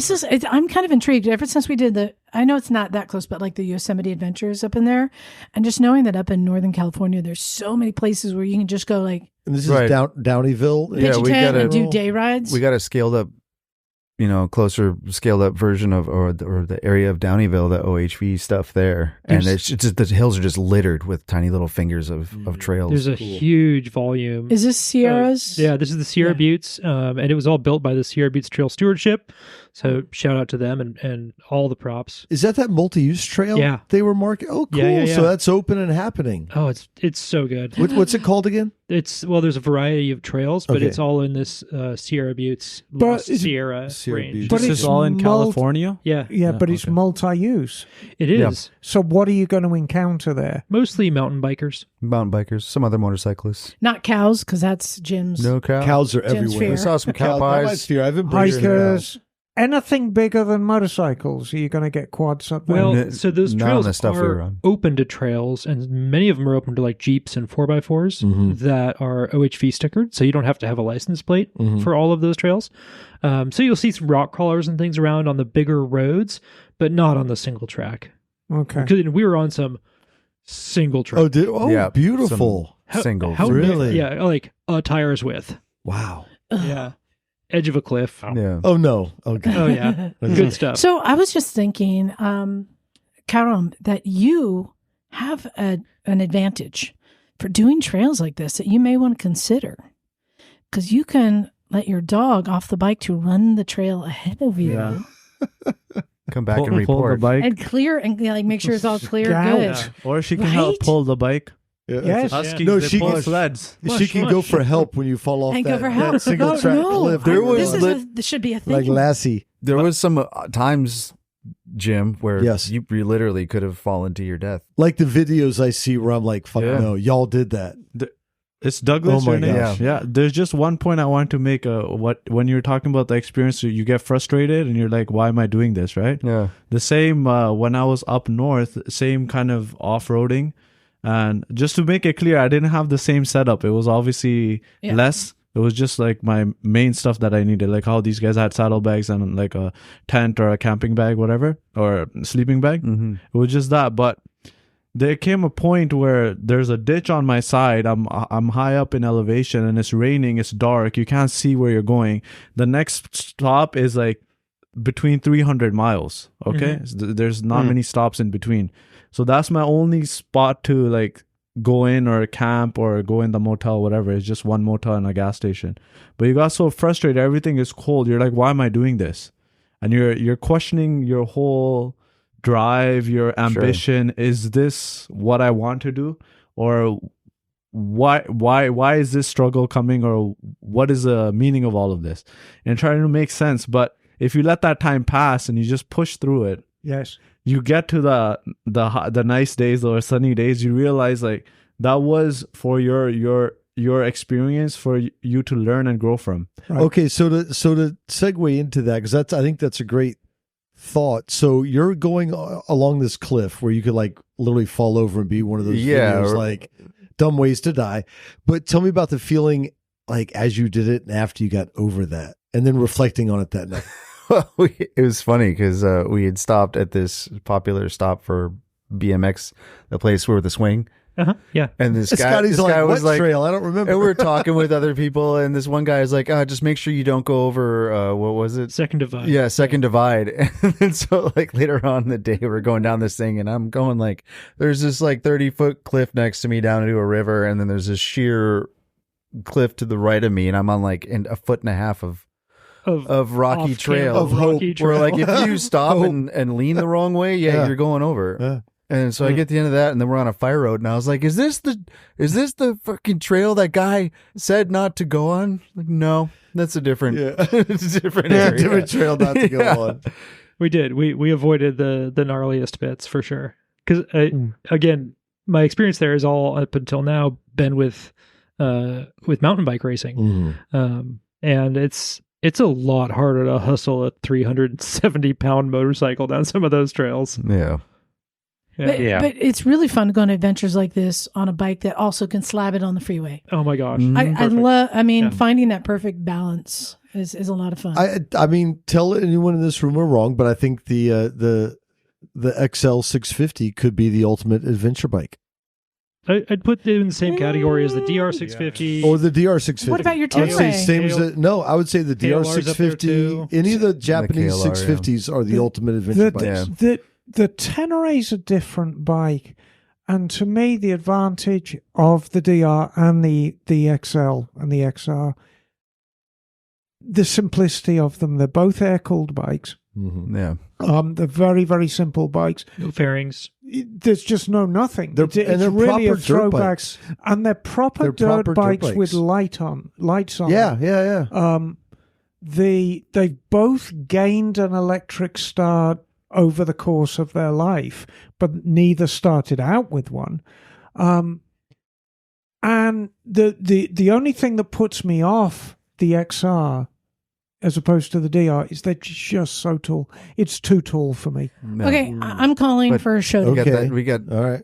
the I suspension want a travel. showdown. It's Yeah. great.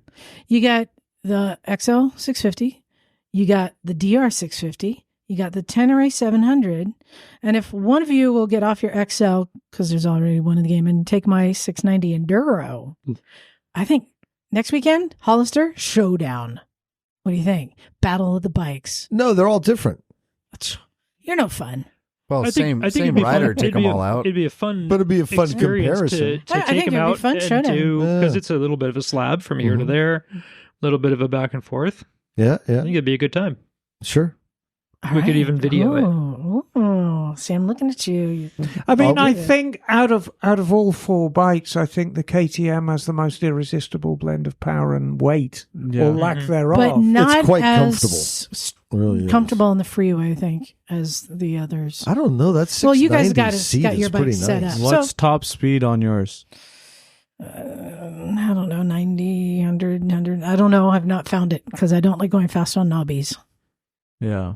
But that KTM 690 is a very comfortable, I think I've done 90. but heavy dirt bike. It feels heavier than the Honda for some reason. I don't know. Is it though?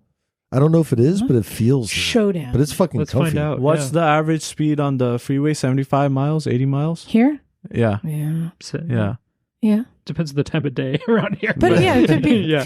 Could The average be speed fun. limit is 65. 65. Well, where I guess we should give a plug for BDR. Oh right? my God, there's Yeah. such good routes. And Is it BDR.org? Ride BDR? RideBDR.org. RideBDR.com, I think. I think it's org. I'll but double check. those routes are all so well done, so well assembled. And, you know, we're here joking around and talking about how, oh, yeah, this big dirt bike thing is the only way to do it, and we all prefer it. But Yeah, .com, really, you're right. people do this on a huge variety of different sorts of bikes, and Yeah. just taking whatever you've got is gonna be a good time. Run what you Yeah. brought. We passed this guy on a Tacoma, and he was like, this was early on. He was like, oh, I'm taking 12 days to do this? I think it was On his- 14 Yeah, days. 14 on his Tacoma. in a car. going like inching Just along, rolling. which is whatever Yeah. you want to do. Is Yeah. whatever you want. That's great. I met somebody doing it on a Honda Rebel, Oh God. on a cruise. Brilliant. Wow. What? That would be a And challenge. they went to the northern point on a Rebel. Well, she traveled from Argentina to the Tuktoyaktuk Canadian northern point. Wow. On street. Oh, Fabulous. wow. On a Rebel. On street. Well, Huh? on roads or trails. Well, that part that goes to the northern point is all off road. Off road. Okay. on any bike, it'll be a bit of a challenge. But you know what Sure. would truly be a challenge is doing it with a bike with a sidecar. But I've got news. Right. Hey, just I guess we're changing the topic. Huh? Who did the research? I don't know. We're just going to go through this one quickly because Yeah, we're running out yeah. of time. This is just kind of cool. Just in there's a couple things we're going to cover in like some news. So Honda has filed a patent for a sidecar that is self-powered. Well, Oh, like Batman and Robin. No, No, well, hold on. hang on. Hold on. Dude, right? Robin's sidecar No. ripped. It's a little more than that. What Honda are pitching it as, and this is classic Honda, it's a sidecar assist. So anybody who's actually ridden a sidecar will know that they are quite singular in the way they ride. Not the easiest thing to manhandle around. And so what Honda have done is they've put flexible brackets between the motorcycle and the sidecar that will measure and adapt for pitch, yaw, braking, accelerating. So basically, all the nasty stuff on the sidecar, like when you brake, it wants to pull to the side, and when you accelerate, it wants to pull to the other side, and stuff Is like it just that. a giant spring? No. It has its own battery and its own motor And it in the eliminates wheel. the adjusts. miserable I parts. got you. So what its job is to make riding a sidecar less like riding a sidecar. And what's interesting, kind of like it's kind of like a Segway. It doesn't have to be attached. It's not that's tethered cool. to the bike. It's self-correcting. Well, yes, it senses if the bike is turning one direction where the sidecar would become drag and pull. It will turn the wheel and accelerate into the corner. Whereas the other way, it will brake it and help That's cool. assist in the turn. It just senses what you are doing and then will activate the wheel to assist. And I want to make it clear, it is mechanically attached to the bike. It's not like weird or magnetic or anything. It is actually physically attached to the bike, but it has flexible couplings in key points. And the object of the couplings is to sense what the chair is doing in relation to the bike. You know, on a microsecond level. It's got a strain. So it can compensate for It's it. got some sort of just strain gauges built into Yeah, the yeah. linkage. Cool. Yeah. Yes, Bagel. Bagel.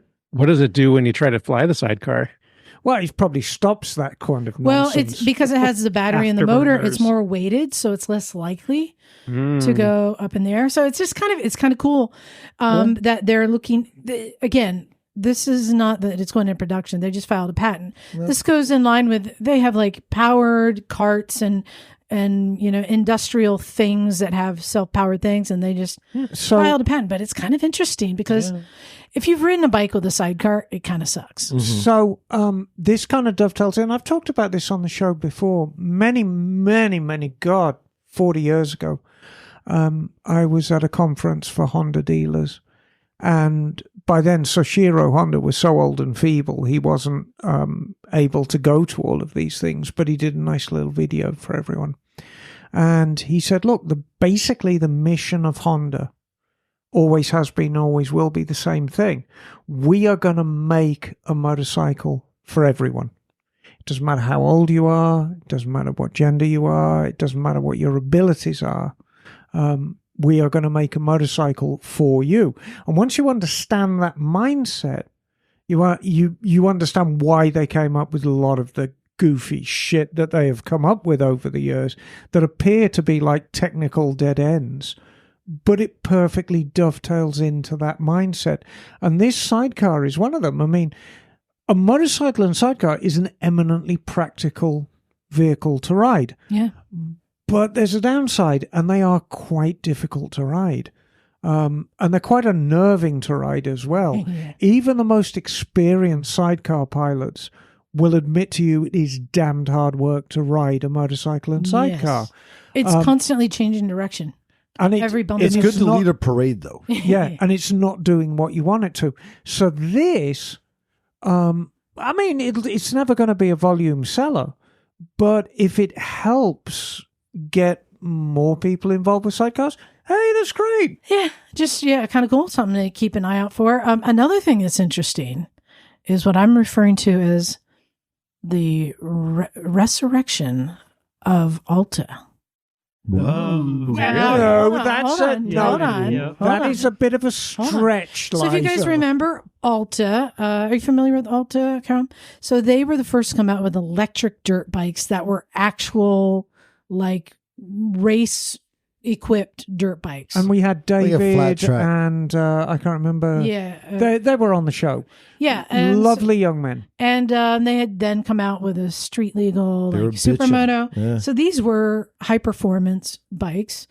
Jim and I went and saw it. And Like they a were street tracker. They were Red they Bull were Straight great Rhythm. looking, everything. And then they got screwed over by Harley, which bankrupted them, and they went under. Even though it had nothing to do with the product, it was more about industry, right? But now, Jim, Stark Motorcycles. Mm-hmm. You're aware of them, right? Yeah, I've been making them for a few years now. Yeah, Stark. Yeah. So Stark, I didn't realize it's a Spanish company, Mm. but they're making, again, much like the Alta, a high performance electric dirt bike that Like people are motocross. taking Yeah. quite seriously. Yes, They are- absolutely. The they Stark, are- the Stark Varg. Yeah. Yeah. They are paella guzzling nutcases. So check this out. They God. they are currently on track to become the fastest growing startup in Spain's history. See, Wow.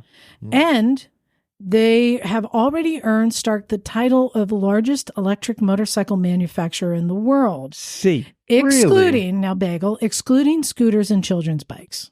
Uh-huh. Interesting. Yeah. Here in the land of zero, we just assume that they are the mainstay. Stark is in 50 countries. They are Really? taking off around the world. Wow. And that is something to really look out for, is the Stark. This dirt bike is capable of 80 horsepower. And they're so good looking. It's a dirt bike. Mhm. It's 80 a Nice. motocross. horsepower. Yeah, Never motocross read her. bike. Insane. Jim, any relation? Yes, yeah. Come by the factory anytime. I'll Hook us- give you one. The, They're- the they're street Spanish legal? arm. Yes. Are they street legal?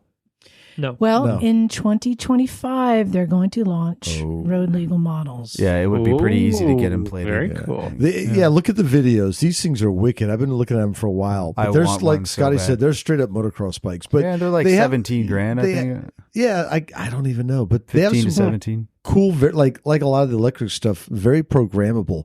And I was watching this the other day, and they have a crawl feature, right? And I'm like, what do you need a crawl feature for on a dirt Like bike? putting and it was in and out of laughing, the car.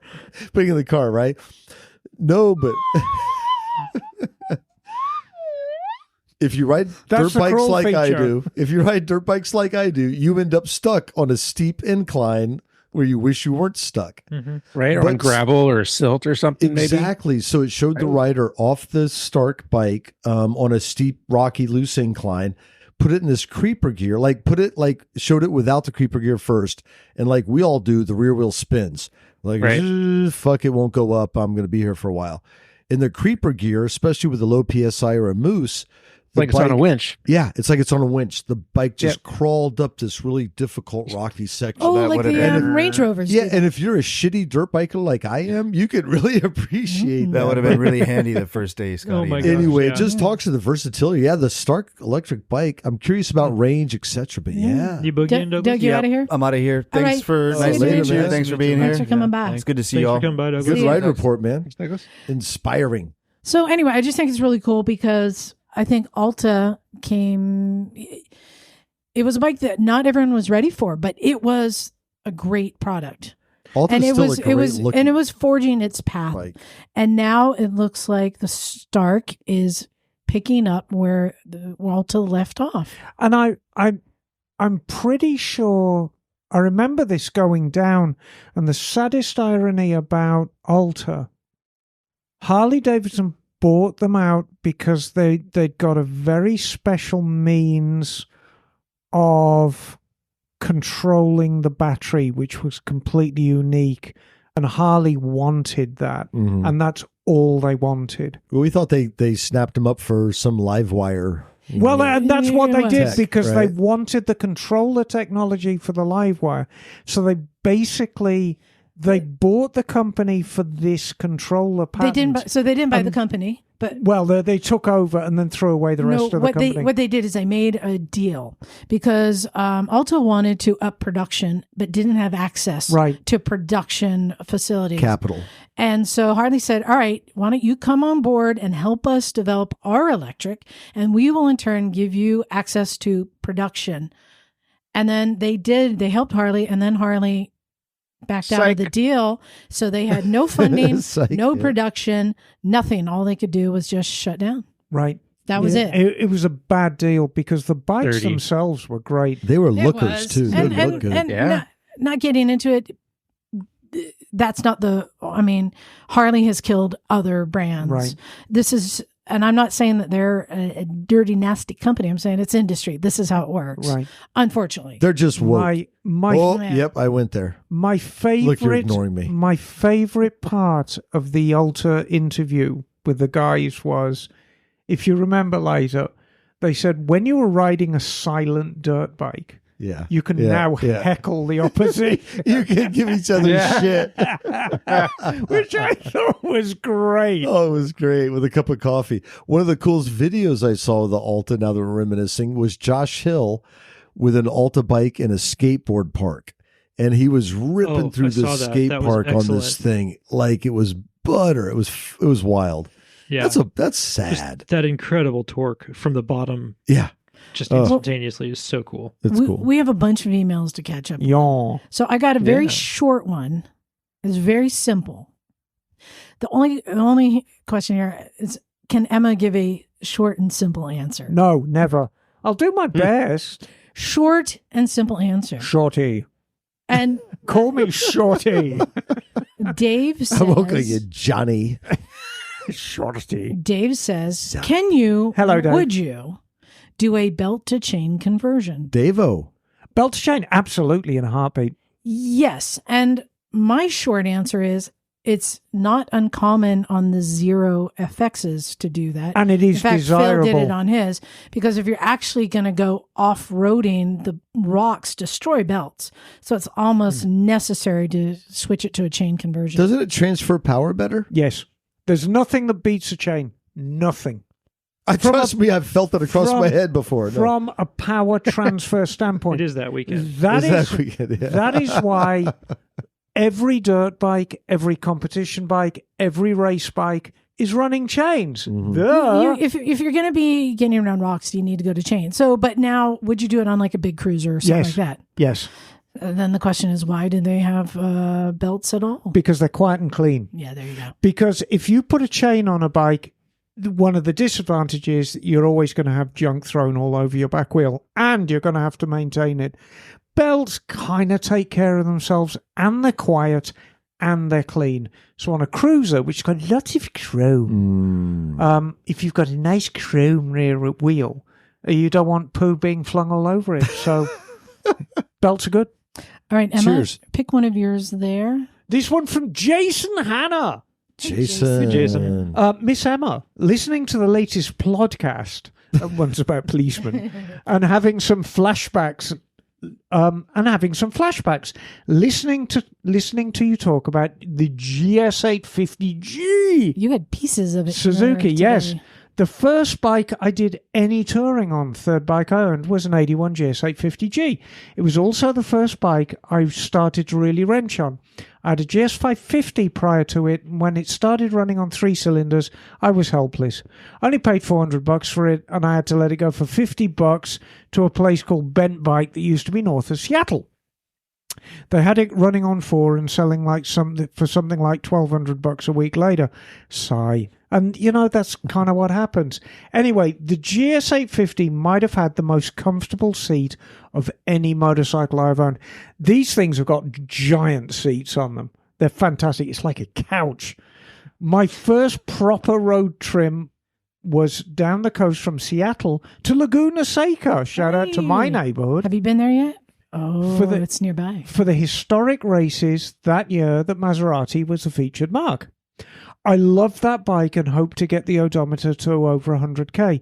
Unfortunately, some of the Suzuki electrical issues finally overcame my resolve, and after multiple stator and regulator rectifier issues, I had to let it go.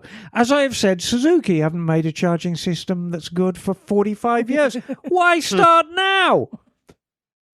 I have no way to verify the claim, but the guy who bought it used to manage Keke Rosberg's garage. Hope it's still alive and running. Cheers, Jason in Seattle. Nice. That is a lovely story. You know, the GS850 holds a very, very special place in my heart, as do most older Suzukis. But people of a certain age, like me in their 60s, either had one that they used to go long-distance touring on or had a friend. And the beauty of this bike, probably more so than the XS11. The XS11 was always quite an expensive bike. The GS850 was basically a bike that anyone could afford, that you could cross a continent on. And it was really the first bike that you could get on, put a sleeping bag on the back, and ride all over Europe, anywhere you wanted, in comfort. It was quiet, it was comfortable, and it was going to get you back. So that's why people love them so much. Anyway, there's a PS from Jason. Also, if you are interested at all, which I am, I posted a video about the VME's Isle of Vashon TT ride and rally up on my YouTube channel, link below. If you are unfamiliar, the VME is the Vintage Motorcycle Enthusiast Club up in the Seattle area. Now, you know, I have been wanting to do the Isle of Vashon TT for years, and it always seems to happen when I've got something else going on. One of these days, I'll make it up there. What time of year is that? It's summertime. I think it's July. But it's only vintage bikes, and That sounds cool. It's an absolute shit show, but a lovely one. It's been going on now for, probably 30 years. So I'll get up there one of these days. Cool. All right, Jim, you got one? I do. Okay, this is from Mary K. Bruton. Hey, Mary. Hey, Mary. Hello again, Misfits. Greetings from Emerald Coast of Northwest Florida. Yes, the Emerald Coast. I have been to the Red Door Saloon there. Once arrested, never guilty. All right. So anyhow, as you may remember in my previous emails to you, I purchased a 69 CB350 for a project bike. Right? Yes. I've named her Miss Tree Fitty. Here's my dilemma. I have never ridden a motorcycle. Okay. Totally stressed about this. What's the problem? I do not want to spend a year restoring Tree Fitty, then risk dropping her, being a noob, learning how to ride. Well, you're going to drop it anyway. I cannot find crash bars for her anywhere, custom or OEM. So, buttons on your underwear. Oh, SOI. Wait, I don't know. I have been looking at the X Pro RXC 250 dual sport enduro dirt bike so I can practice. Right. Mm-hmm. Of course, I will get a BRC endorsement. Then I can go to a parking lot and practice shifting, braking, and slow maneuvering, and not worrying if I drop it. All this so I can build the confidence to ride my beautiful 350 when she is ready. All right, what are your thoughts on the X Pros for this purpose? Maybe one day go off-road. Who knows? Huzzah! Best regards, Mary K. Bruton. Seriously, thank you for the podcast. I've learned so much from y'all and appreciate every one of you. Miss Tree Fitty. I think it's a brilliant idea. Emma, if you're not familiar, Yeah. this is the And RXC Pro send shrimp. 250. Oh, yeah, no, Yeah. that's gonna be perfect. Because, I mean, the fact of the matter is, Mary, when you're starting off, falling off and having a little bit of a spill on your bike is really a way of life, right, Karam? Yes. You know, Yeah. and We all do it. Yeah. And We- all the time. It's just part of motorcycles. it's part of motorcycling.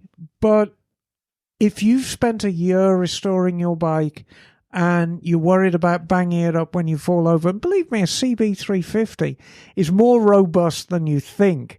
If you drop it, even at speed, you're going to be into a couple of turn signals, maybe a lever, a grip, and a muffler. And the muffler could be the expensive part. But you don't want to do that. So, yeah, start off on something like that. And falling over and dropping a dirt bike, not an issue. It happens all the time. They're made for that. I'm going to jump in and be the voice of reason here. I actually do not recommend this. Oh.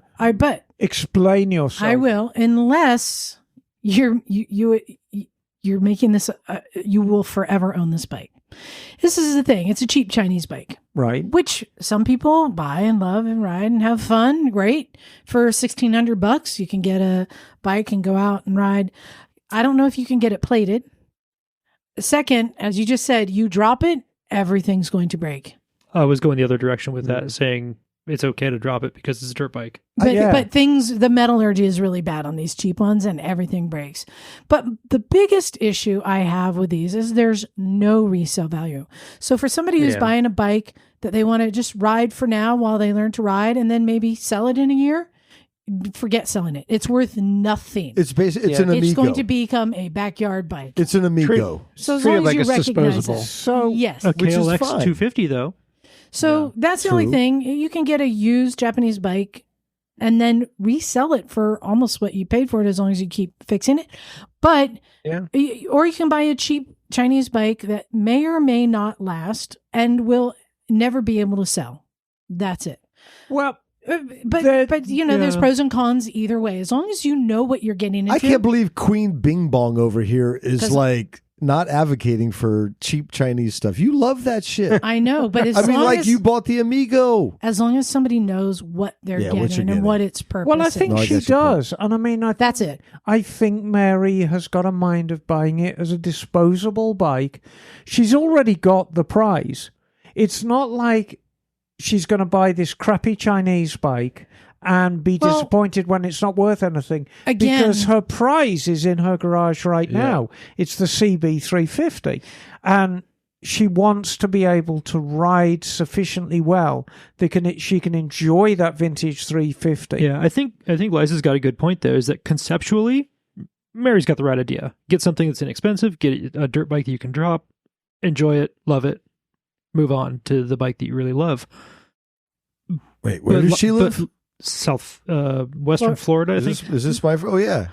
But then, to Liza's point, though, for the same price or near enough, you could get something that's a street legal dirt bike, like a KLX 250. $1,600 And- bucks? I'm not sure. Might have to hunt around a bit. I don't know. But the other thing I said, make sure you can get it plated because that's a big problem. A lot of people are buying these Chinese bikes on Amazon Very true. and can't get them plated. So if you're planning on riding this on the street at all, you need to check into that. I think you can If you ride have like land anything near in. you, then get the cheapest Chinese thing and just go have fun and destroy it. That's my only thing. But I'm so glad that you are continuing your journey and getting another bike. Well, let us know what you end up with, Mary. All right, Bagel, Yes, you have one there. I have a couple here. The one from Lesmore. Well, let's see here. Yes. So I have one here from Les Moore. From who? Here we go. Les Moore, titled Staggered Riding or Staggering Riding. Hi, motorcycles and misfits. I must be spending too much time in the workshop if I've caught up with my favorite podcast. All right, hold on. Emma, where's he from? Bakersfield. All right, I can't. I'm not on my You game. slid from today. Australia to Maybe Ireland. Fresno. I don't know. No. Yeah. All right, I'm just going to read it straight No, today. keep going. No, keep going. I It's can't. like you're I there. can't. No, it's I like can't. it's like you're in downtown Melbourne. You carry on. Perfect. Fantastic. Les Moore here from Merry, England. Oh, And blimey. currently Bridlington, but originally Manchester. And occasionally on the Spanner Rash channel on YouTube. Your discussion about a standard for staggered riding really caught my attention. Everything you said sounded so sensible, and you would expect some official organization would own a standard. To be honest, it wasn't something that had even crossed my mind before, but I did remember the rules we used with the groups I frequented back in the 80s and 90s. With most of the casual groups I was with, things basically became a point-to-point race. We would agree to the next meeting point somewhere down the road, and then it was every man, woman, yes, even back in the past, there were plenty of lady riders for themselves. At each meeting point, if somebody didn't turn up, we would send somebody back to find them. Only once did we have to pull somebody out of the ditch because they had missed a bend and ridden through an advertising hoarding billboard. They weren't too badly hurt, but their bike was lunched. Funny how that can happen. Maybe we bounce better. The most memorable larger group ride, though, was some kind of advertising meetup for the John Player Norton race team in the Derbyshire Peak District. I think I went to the Peak District. Yeah. Yeah. Bagel, that's Derbyshire, darling. Derbyshire. Oh, Derbyshire Peak District. Yeah, he thank said, you. It says, we can't afford mountains. Yeah. Around 1991 or 92. This was when they had the Norton Wankel engine bikes, and the ride was led by Rocket Ron Haslam and Trevor Nation. Trevor Nation, yep. Those two. The team riders on road-going, I presume, factory-painted bikes. The ride was a blast, as the Peak District has some fabulous, narrow, winding roads through great scenery. And best of all, it wasn't raining. Once again, there weren't any rules that I was aware of, although everybody seemed to want to overtake Ron and Trevor. An interesting nuance to the ride was that I had a pillion. One of my neighbors, a police officer, no less, called Nick. He had chatted about bikes with me many times, and I invited him along for the ride. Is it a good idea to take a police officer on a ride? No. Just no. Just constantly tapping the top of your helmet the whole time. I'm a hostage. I'm a hostage. I did mention that there may be some high speeds involved, wink, wink, and he said he was cool with that. However, on our return, he casually asked, what sort of speeds did we get up to? When I replied 115 or so, he came back with, I was effing right to be terrified. He seemed to lose interest in bikes after that. Not sure why. Oh. We were on an early chocolate cam Honda VF 750 FD, so I thought that was quite respectable. And honestly, I was just trying to keep up. Another memorable group ride, for the wrong reason, was when I slogged along with a group through a very crowded Manchester. I can't remember where we were going, but it was a slow stop-start and sweaty. Yes, the sun was out again, unusual for Manchester. I was on a GSXR slab-sided 750, and the clutch and the throttle were heavy, not to mention the cramped riding position. It was miserable, really the wrong way to use that kind of bike. No wonder everybody in the group seems to be on adventure bikes these days. Overall, I think the UK is a little too crowded for the rules as you explain them to work very often. But I totally accept the rules of the past should definitely stay there. It was fun, though. I was quite pleased to hear Emma's take on Triumphs. Stripped back to virtually nothing. That is exactly what I am doing in the workshop at the moment. I realized that I am throwing away more of the bike than I am keeping. Good job. If you do watch any of it on the Spanner Rash channel, please don't be too judgmental. Take care, one and all. Less more. Thanks, Les. Thanks, Les. Sounds awesome. Les? I remember the Peak District. There was a pub with sheep behind it, and I was fascinated. You got something there, Jim? I just want to revisit Mary's email talking about, so I found something in Florida. Yeah. It's a 1993, and I'm not saying one way or the other, but a 93 Suzuki DR 250 for $2,500. Okay. They're So out just there. throwing And you that in can the get mix. your money back on that bike. And it's as a long as you dope maintain dirt it. bike. Mhm. So something to consider. Absolutely. Cool. Scotty, you got one there? Yeah, I got one here from Kevin Volts. Hey, Kevin. Emma. I was making my long-hour commute home yesterday listening to you Misfits when the Breakfast Club bikes topic came up. Yeah, last week. Oh, the breakfast. That's right. Just as you got to the Nerds bike, a state patrol passed me going the other direction on the 2-lane highway. I looked down at my digital speedometer and noticed the numbers were slightly high, but not outrageously slow. There were 3. Out of habit, I glanced over to my fairing mounted side mirror, just to the left of the built-in speakers, to see if the officer wanted to stop and say, "Hello, darling." I could see him clearly despite the widest part of the bike being the quick disconnect hard luggage that I have wired in so that I can charge electronics while I'm riding. There were no flashing lights, so I set the cruise control and went about my riding. It started to get a little misty, so I raised my electronic windscreen, checked my tire pressure monitoring system, and turned on the heated grips. Look how happy Liza is right now. It's like someone's telling her a bedtime story. I know. It's got all the gimmicks, all the I shit. think this is audio porn. Look at, she might be, I won't say it. That's when it hit me. Yeah. Am I the nerd all grown up? That is nerdy. It's like, that's why Liza's so happy. A lot of bikes these days have a plethora of electronic features that would have been considered nerdy 40 years ago, but it's normal now, right? And normal can't be nerdy. The killer was when someone mentioned one of the bikes I've been wanting to add to my garage, the PC800. And I knew the truth. I am, in fact, the nerd. You are the nerd. Don't blaspheme the PC800. That's a beautiful piece of machinery. Yeah. Beautiful. I won't say I grew up, but at least I got older, and now I have grown-up money to spend on things. Anyway, I love my Triumph Trophy SE and have no plans of selling, so I'll just have to accept the title and continue riding. Love the podcasting community you've built. Wish I were closer to meet some of you, but Washington is where I call home. I'll just have to find a misfit community here and hope one day Bagel. make it that far south to visit the garage. Well, thanks, Kevin. All right, I think we got time for one more. Emma, you have one there? I do indeed. This is from Paul Hempel. Hey, Paul. Hong Kong Paul here in the early... Hong Kong Fooey. Yeah, number 1 super dog. You're dating ourselves. Oh, I grew up watching Hanna-Barbera. I think I can still sing the song. Yes. Who was the policewoman in that? Hong Kong Fooey. No. I don't know. No. I'm your cutie beauty that's always on duty.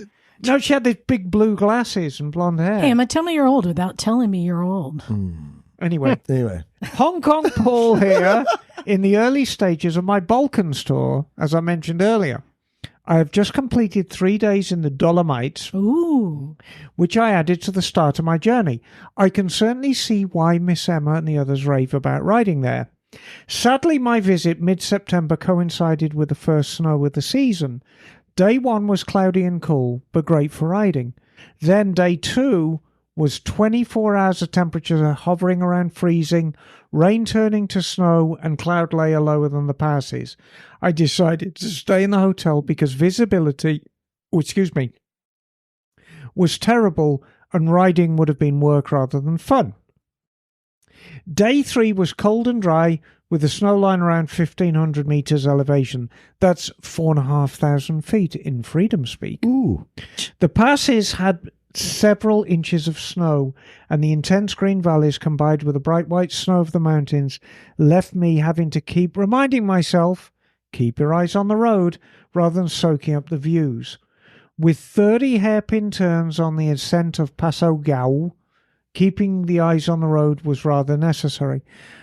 I'm always reminded when I read letters like this how short the riding season is in the Dolomites and the Alps. And I mean, it is by far, it is the most gorgeous riding out there. Oh, hold on. But how short is the riding season? It's do you think it's shorter? really, oh, God, yeah. Shorter than Northern Ontario. Yes. It's really short. Because, I mean, by early September, it's already snow. And the snow can hang on to May. So you've really got a 4-month riding season. Well, you're up at like 13,000 yeah, feet. it's high. Yeah, it's up there. It really is high. But I mean, it's so drop dead gorgeous. And I mean, even in summertime, I mean, of course, we go in July, which is the height of summer. You can have bright sunshine and go round the corner and it's pouring with rain. You can't see the front fender of the bike in front of you. You know, it changes that quickly. Anyway, for any Americans considering riding in Europe, I want to reinforce a bit of advice I've heard from others. And this is great advice. No matter how big a bike you ride at home, get an even smaller bike than you think you need. You'll be going a lot slower than you expect. Trying to figure out this narrow, twisty road you've never ridden before while being ready to dodge oncoming traffic in blind corners meant that I was happy I wasn't also having to think about throttle management. I have not missed the power of my multistrada at all, and at stops I appreciate not dealing with its top-heavy bulkiness. Oh, before I forget, I have 2 call-outs about advice from Liza. I have just gotten a pair of climb gloves. Oh, I love my climb. You won't gloves. pay more elsewhere. and he loves them. Yeah. Also, my next tour will be with Vintage Rides. Yay. Ooh, where? Yeah. The Vietnam Highlands in the spring. Bitchin'. Oh, Keep jealous. traveling, and thanks for the Dude. ideas, Paul. You know, Well done, Paul. Wendy Just is so, Paul. going on a ride next year. I'm considering going on to Upper Mustang Valley up near Ooh. Nepal. Have you been Okay. up there? No, I've heard of it. Yeah. Well, those That sounds pretty You those would trips go are through cool. India though, Mhm. right? And then get into Nepal. Yeah, on Royal Enfields. Yeah. Those Yeah. trips They're are very like common 12 there. days long, man. They're long trips. And I'm looking at it. I don't know. We'll Well, now see. that, yeah. Well, Bagel, I know you have another one to read, but we've run out of time. So, tra-la-la, ha-ha! Because people are so awesome. Keep sending us emails. Keep them coming because we can just keep playing catch up. Karam, thank you for coming and joining us. Yeah. What'd you think? You have no idea what you're getting into. No, yeah. First of all, thank you for having me, Scotty. you're Right? welcome. Yeah. Scotty, yeah. Yeah, we were just talking outside, and idea came. I'm like, I can come on the podcast and share my experience. Sure. And then we were just exchanging contacts, and then what was her name? Emma. Emma's like, well, you can come right now, but we gotta go right now. Like, let's go. Well, and No starting right talking. now. Let's go. And in a lot of ways, Karam, that's the best way because it's your first time on the podcast. I didn't want you to be nervous. Yeah. Come on, let's go. Don't think about talking yourself out Just of do it. it. Well, But you're a pretty dynamic cat. I think you'd have said yes even if we'd have given you more notice. and you have YouTube.